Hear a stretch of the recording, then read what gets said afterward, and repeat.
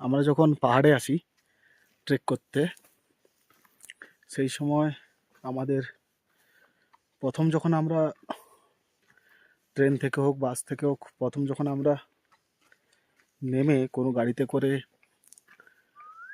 প্রথম যে ক্যাম্পে আসি, গাড়িতে করে যখন ক্যাম্পে আসি তখন একটা জিনিস খেয়াল রাখতে হবে, সবসময় মাথার এই উপরের অংশটা যেন ঢাকা থাকে আর কান দুটো যেন খোলা থাকে, ঠিক আছে? কারণ আমরা নিচে থাকি, উপরে যখন পাহাড়ে আসছি আমরা তখন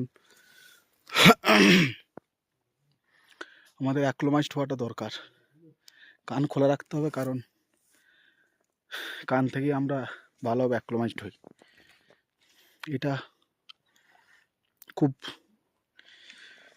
স্ট্রিক্টলি ফলো করতে হবে, না হলে ওই ক্যাম্পে ঢোকার সাথে সাথেই মাথা ধরা এই ব্যাপারটা থেকে যায়, মানে মাথা ধরে।